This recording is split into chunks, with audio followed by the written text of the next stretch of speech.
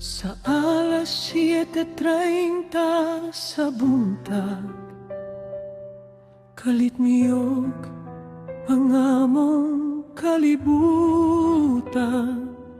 Mga bata ng hilak, mga ginikana nag-ampo, nangitag kusog gikan kanimo.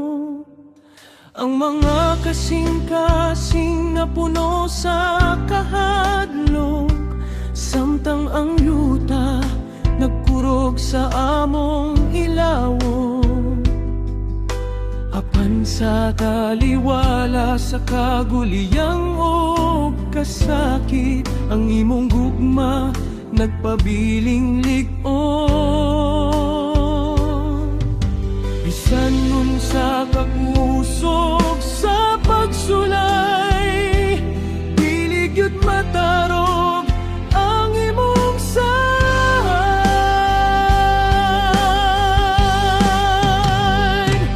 Bangon, General Santos, bangon ug padayon, ang Ginoo nagkupot sa atong kamot karon.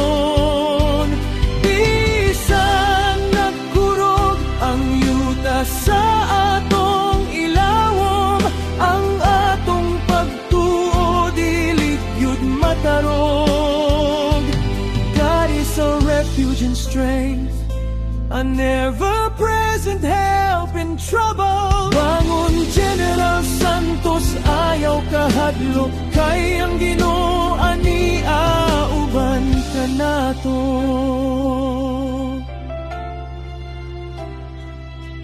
Ang uban nagdagan ato sa gawas, nangitag kaluwasan alang sa pamilya.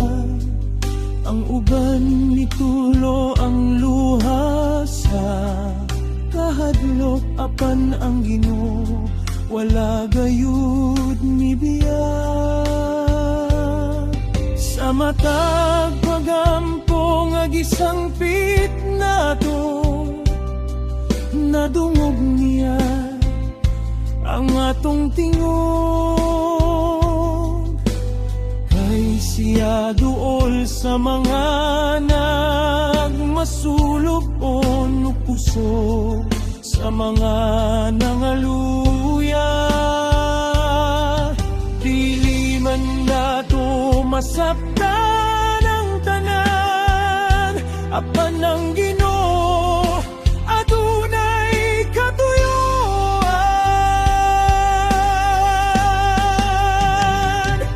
Bangon, General Santos, bangon ug padayon, ang Ginoo nagkupot sa atong kamot karon.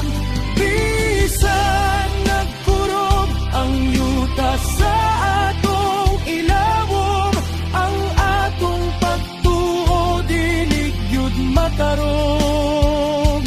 Bangon, General Santos, ayaw kahadlok, kay ang Ginoo ani auban ka nato.